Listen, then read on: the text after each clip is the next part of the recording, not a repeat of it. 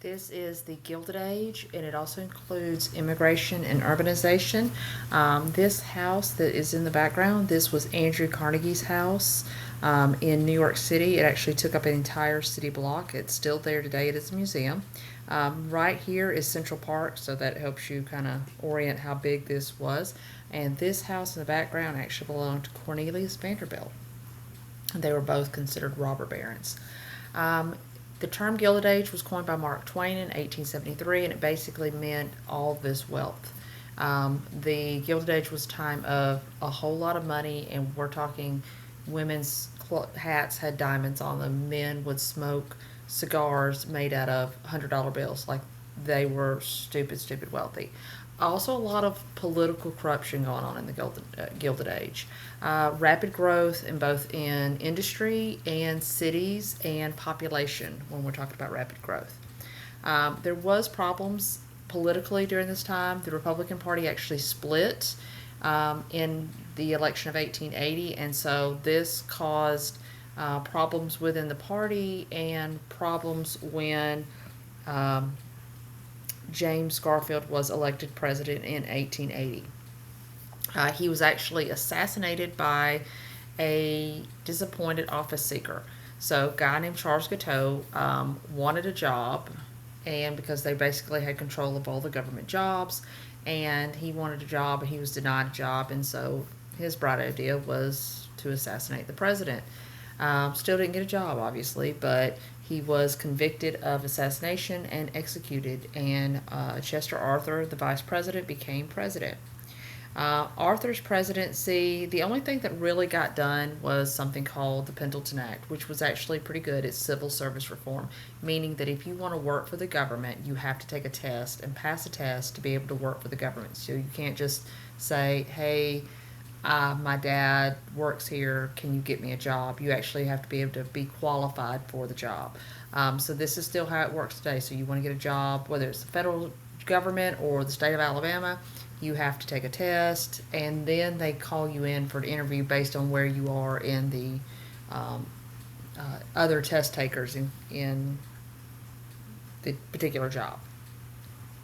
Um, Now, Cleveland is going to come after, and this is Grover Cleveland.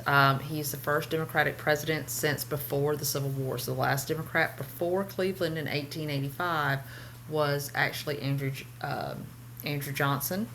I'm sorry, not Andrew Johnson, James Buchanan. James Buchanan, who was president before Lincoln and the Civil War. He did believe in laissez-faire, means hands off, and he lowered tariffs, and that's how we paid our bills as a nation for hundreds of years, first 200 years of our existence. And because we had extra money, he lowered tariffs and therefore ate up all that money, and people weren't happy with that.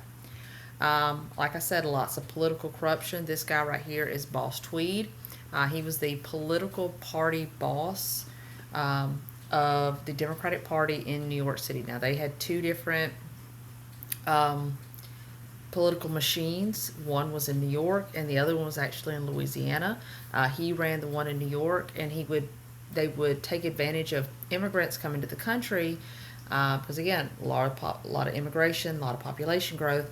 They would take advantage of them because they didn't know anything, they didn't speak any language. They would get them these, crappy jobs in some of the factories, and they would get them a home in a tenement, which I'll show you that in a second. And think that they were nice guys, that he was a nice guy, and then later on when it was time to vote for somebody, he'd come back and say, hey, remember how I helped you out? You need to vote for my guy. Well, he was brought down by a political cartoonist named Thomas Nast, and he finally actually did go to jail for his crimes. Um, this is New York City, and Dunbound tenements were apartment buildings that were very, very narrow. They shared a bathroom and it looked kind of like a dorm where everybody's common bathroom, and then everybody had their own rooms. They were very, very small, poorly ventilated. A lot of disease spread through these types of buildings, and they were very unsafe because they were poorly constructed. So A lot of people, when there were fires or things like that, they weren't able to get out. They did change legislation that you have to have a bedroom so that you can, in a bedroom, it has to have a window that you can actually get out of in case there is a fire.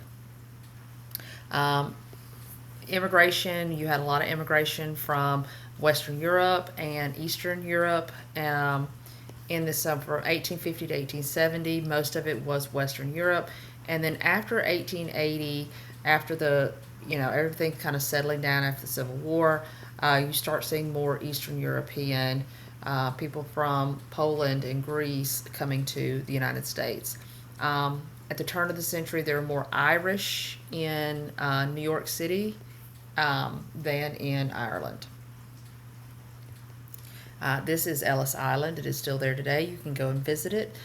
It is the hub for immigration into the United States if you're coming in on the East Coast. So if you're coming in, you came in through New York, and this is where you would be processed as an immigrant.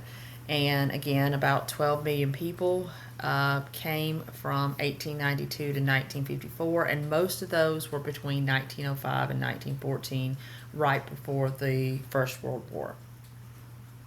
This is Angel Island. It is in San Francisco, and this is where people who were immigrating from Asia would come into the United States, was through Angel Island. And again, about 500,000, and because there was legislation that was passed in the same time period, there was an Asian Exclusion Act, there was which was the Oriental Exclusion Act, and then there was also the Chinese Exclusion Act, and both of these were pieces of legislation designed to prevent people of Asian descent from immigrating into the United States. So that is the end, and if you have any questions, please let me know.